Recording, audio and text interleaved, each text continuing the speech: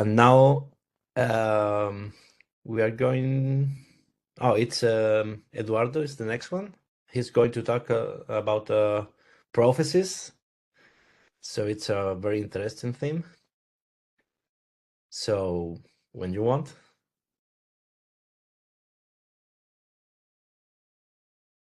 Yeah, coming right in. Just give me one tiny second. Sure.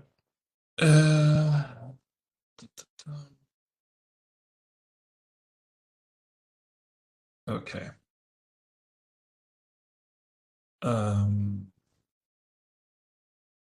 In a second.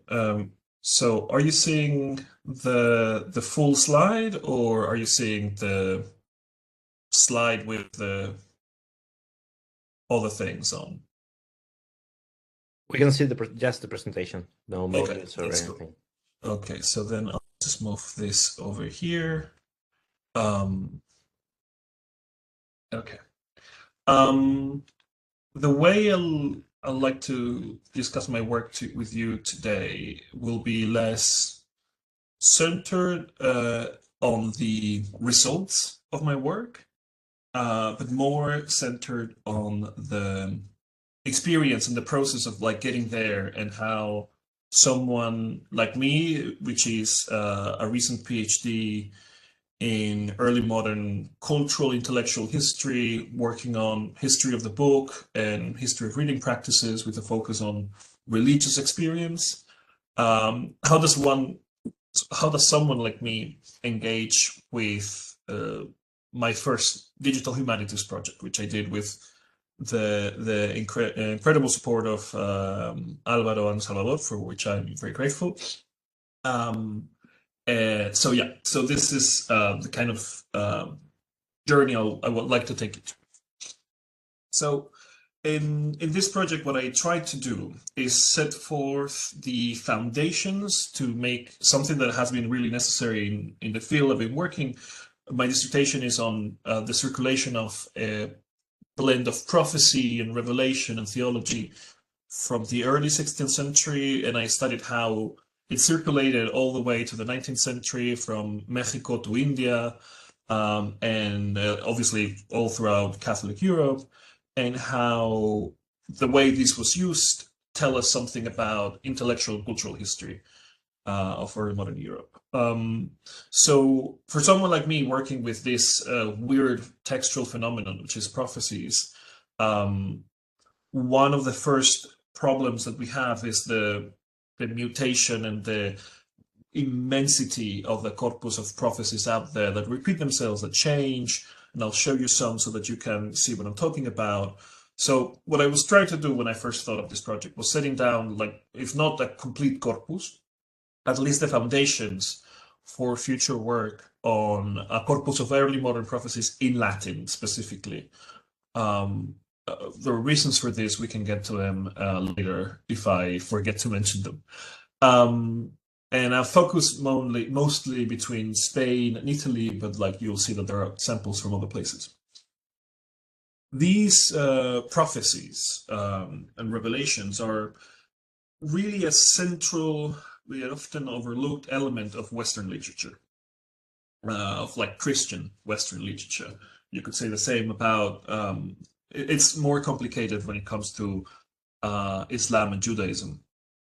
But more importantly, it's one that crosses linguistic, chronological, and religious divides alike. From political prophecies about who's going to be king and so on, to visionary accounts from nuns in convents and so on.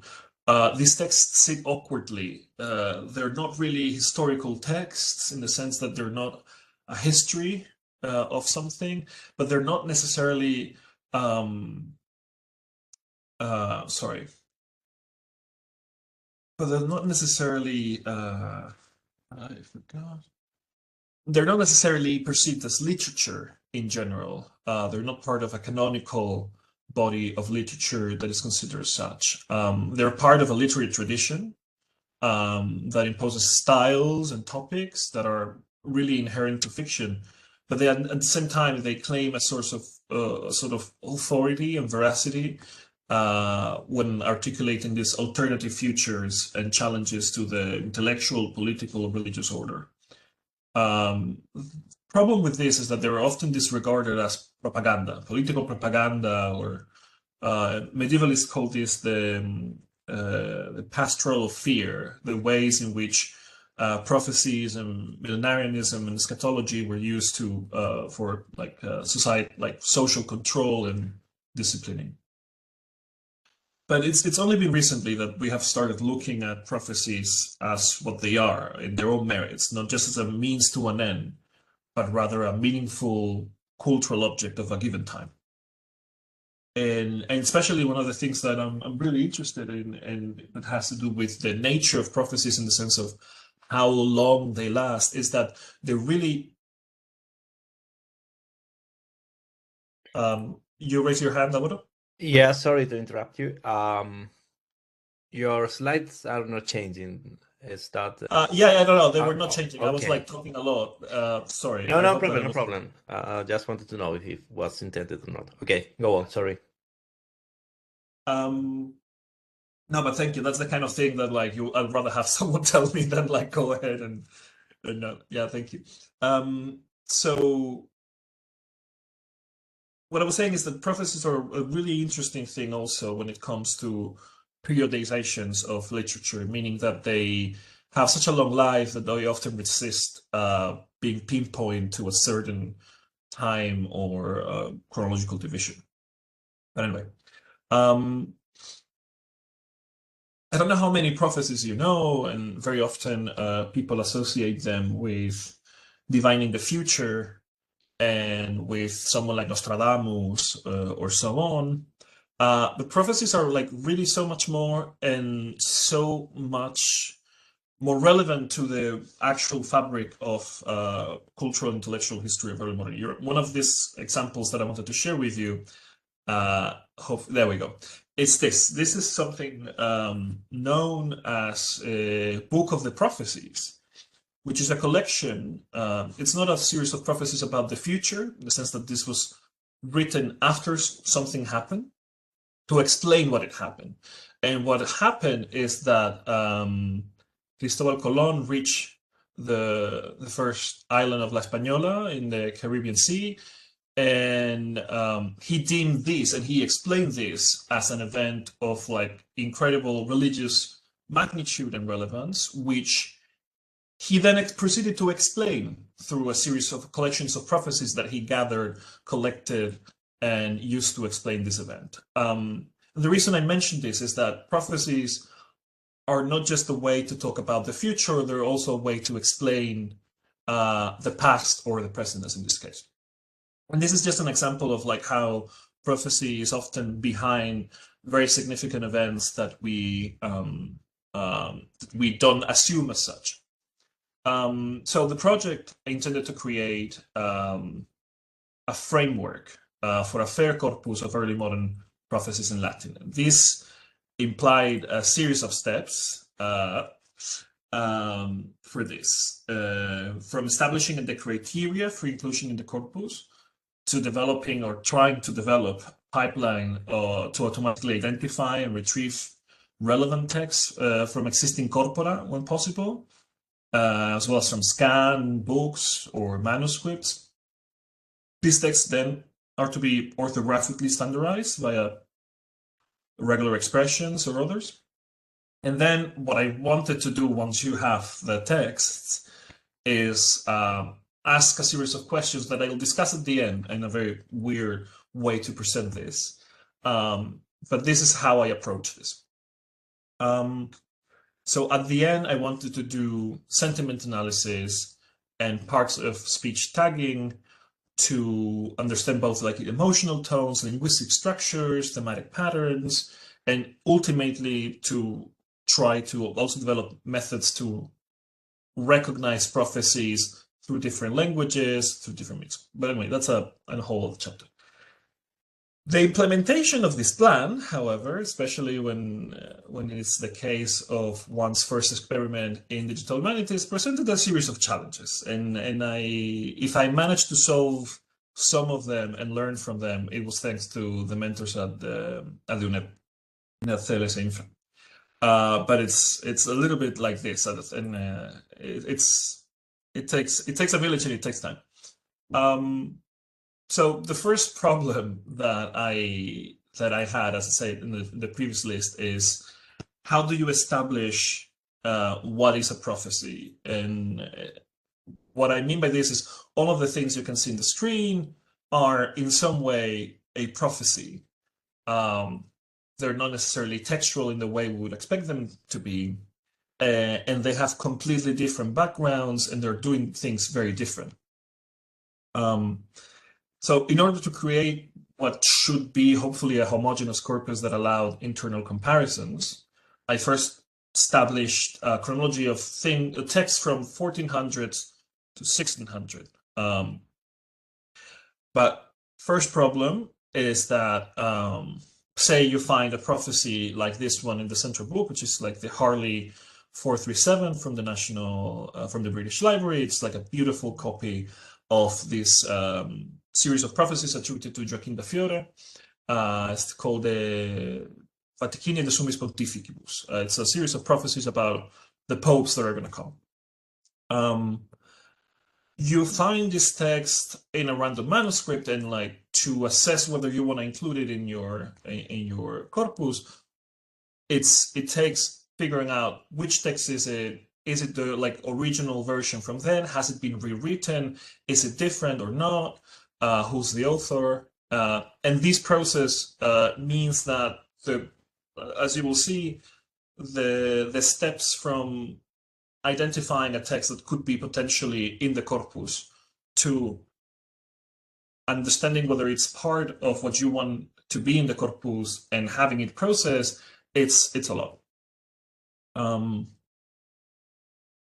Many things, as I was saying, appear in the early modern period with the name of prophecy, or prophetia in Latin, from mind reading, a saint reading the mind of someone, to theologians reading the Bible and understanding the meaning, the hidden meaning through prophecy, including like in one of the cases here in this wheel, astrology. Combining all of these things would not really work when like trying to ask the questions I'll be asking, and when trying to think about prophecy as and visionary literature as a literary object. So this involves a lot of like sifting and discerning texts, because they, as I said, they don't really combine together, even though they were called with the same names and so on. One of the examples that are quite funny, little joke, is that you set out to do the stats, you set out to collect the text that you want to call prophetic, and you find something like this, which is herrings, the fish, that were fished in the North Sea, that have writings in them, and this appears as the herring prophecy, where someone explains what these herrings and their weird marks in them mean. And like, what did you do with this? Did you include this in here? It's not a prophecy itself. It's not that someone wrote something that is called a prophecy. It's a commentary on the marks of some fish. So this is just to give you an impression of how not immediately obvious and complicated can it be to feed not to feed the corpus, but to establish criteria and identifying objects. But yeah, going to the question of the corpora. The existing online corpora for Latin texts that were meant to be the starting point when I set out to think about extracting what I wanted to be in my corpus really proved to be really challenging. Not only, this is like the existing corpus, which is it's around 11 million words, I think, but presents many issues. First, the texts in here are the opposite of what I work on, meaning these are famous literary texts from the usual Latin classic literature to things like Thomas Aquinas or the Vulgate and so on, which means I'm not going to find the rare prophecies or the rare visionary literature in here. Plus, it's really hard to like extract things by chronologically and so on. So this was really the first point of departure that I worked with. But as I said, like the text associated with these terms in here do not really work for me. But it's still a fascinating and the only and biggest corpus of Latin texts out there. So as a result of this, we talked a lot about ontologies. This was perhaps like the first lesson that I learned at the UNED, and we talked bibliographical ontologies, and we talked about relational databases. And in a very humble way, you have to start from something. I started like feeding the corpus as I could. Because given the failure to automatize the input of text into my corpus, I had to do this by hand. I'll explain what means by hand. I had to basically do a review of the literature Northern prophecies and start listing texts that like would match this, and start like retrieving the either like early printed books from the 16th century, editions, and so on. And this led to a tentative list of titles. I gathered around 90 that I needed to like find and process to add them to the corpus. And this is a whole pipeline. I learned a lot about like image processing and like writing scripts to make a PDF into JPGs or vice versa, and like handling the resulting texts. Because there's a variety of repositories. Each repository that I would like to get a book from works in a different way. So, yeah. While I succeeded at developing a robust understanding of how this works and about how this extraction of data from a wide array of sources, either through Transcribus or through other OCR or HDR tools, the degree to which this data requires human verification from the selection of the relevant pages, because obviously identifying a text in this relational database involves identifying where it's taken from, in which pages, so that this can be later verified or hopefully linked in a future database. So this sort of like human verification, removing like noise elements like running titles or so on, made it like a very time-consuming task, which together with the issues associated with identifying what's a suitable text, really took a long part of my time. Plus I got COVID. So, but for each of these texts that you can see for each of these entries that you can see here, I made an entry in here indicating just a number of values that include provenance, themes, title, manifest, the actual text itself. And once I achieved like a core that I was never going to be able to make an entire corpus. And this was something that I painfully learned over time. But what I decided to do is just to do a proof of concept of what can I do with this to answer the questions that I'll discuss in a minute. And the outcome was really satisfactory, but it was challenging. Let me get my mouse so that I can, there we go. This is an example of some of the things I would work with. You find a book, you have the cover to your left that says, Mirabilis liber qui prophecies, revelaciones, meaning a wonderful book that contains prophecies and revelations. And you say, oh, I'm done. All I need to do is extract things from here. Then you start reading, and it turns that a big chunk of them are actually Byzantine, like early medieval, or they're like from the 12th century or the 13th or the 14th. But anyway, texts that are outside your chronological limits. And how do you figure this out? Because you have to read it. And only often at the end, it says, oh, and this prophecy is from this time, or you identified. It's a very cumbersome process. But yes. And as I said, the outcome was really, really exciting and satisfactory, but like raised problems further ahead.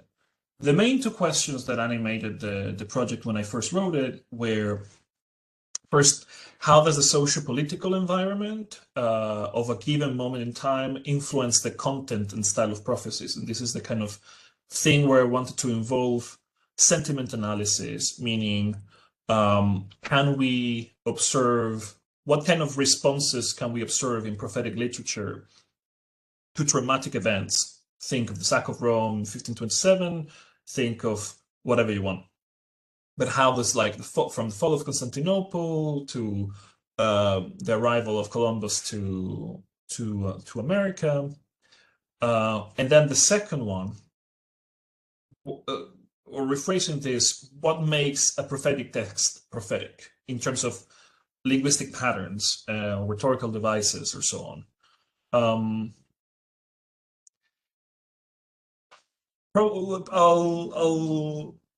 I'll start saying that I focus on the second one during my time in the UNED, and it was a very interesting. It brought to the light a series of patterns that I was not very familiar with. For instance, one of the first questions that I was discussing with Alvaro at the time was, so a very obvious hypothesis is prophecies tend to deal with the future. I wonder what's the most frequent tense in these prophecies. Let's analyze these and so on.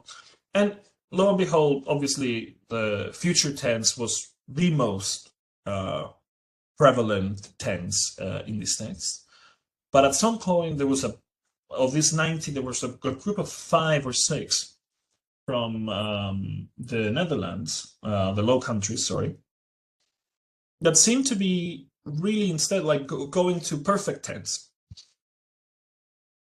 And this was something that I couldn't really understand until I started getting those texts, sitting down and reading them. And what happens is that this is a feature from Hebrew. These prophecies were written in the context of conversions of Christianity and like biblical exegesis. So theologians and people doing theology with a Jewish background, who then would bring something that is called the Jewish prophetic tense, the Hebrew prophetic tense, which is a linguistic feature by which many of the books of the Nabim, or the prophets in the Torah or the Old Testament, and not really the same, but anyway, use perfect tense to express future events. And this is, surprisingly enough, something that was picked up in this like little sample of text that I got, and started forming a picture of what could be the recurring linguistic patterns of these texts. So to sum up a little bit, if the answer to the first question, and how the socio-political environment influenced contents and style of prophecies, can only be answered by having a much larger sample of texts, answering the second one was very interesting, and there's still much work to do on this. My project was really originally inspired by the classical the slaughterhouse of literature, and this idea of distant reading, which only painfully I learned that relies on the premise that is not the case here, of a large body of readily available text to work with, and applying such techniques and questions to what was at the time an undefined corpus of early modern literature, for which often there are no modern editions. It can be challenging. The questions remain productive, and the outcome suggests that this framework can really be enhanced and extended. But as I said, the true potential of this is only accessible through a longer, probably collaborative project where people contribute with texts that are relevant for this. But that was pretty much what I wanted to share with you. Thank you so much for listening. Thank you so much, Eduardo. Very good job again. We don't have any questions on Twitter, so maybe some of you, Joe or Marco, have a question for Eduardo? Yes, Marco, go on. Yeah, so I was wondering about the sentiment analysis that you were mentioning. So have you done it? Or if not, so how do you plan to do it, and what are you trying to see from it, basically? Thank you. I haven't done it because I believe that until I reach a critical mass, it will be not very useful. But I'll explain what I wanted to do. It's a bit rough around the edges, but maybe you can help me figure it out. And it's this: should you put together a large enough amount of prophecies, which not just talk about the future in the sense of the prophecies tend to talk about the future as what they or the author their author wishes took place or what they fear might take place, and they ultimately have the goal. And this is something that I wrote a piece which is like, what is a prophecy? You know, like what are prophecies trying to do, or what are people doing when they prophesy something? And one of the things is prophecies are only prophetic and prophecies until there is an illocutionary force, to go into speech theory. You want someone to do something with this. You want to impact your readership. You're not just transmitting information, right? So my first question was, so with a large enough body of prophecies and sentiment analysis, like superposing this, it's like a very, very positivist 19th century kind of mindset. Superposing this to a sort of chronological axis of events, say wars, say famine, say events that had a significant impact. Can you observe a correlation of some kind? Can you observe trends? Can you observe differences in responding to certain events that were transnational differently in one place and another through prophecy? But obviously this relies on a sample that my meager 90 little prophecies could not really answer. So that's why I focused on more of the linguistic elements of it. But thank you. Thank you, Marco. I think you'll find very interesting what Marco is going to tell us, because it's related to this. So, Joe, you have another question, right? Go ahead. Yeah. Like you mentioned that you realize that you will never have a complete corpus. So how will you navigate through that? Like, do you have any ways in which you can proceed without a complete corpus? I think that the suggestion I have for myself on this is like one that comes from my recent experience of finishing my PhD after a beautiful yet long process, which is perfect is the enemy of the good, right? There is no way to be exhaustive. There is, and perhaps there is little use and there's little beauty, if I may say.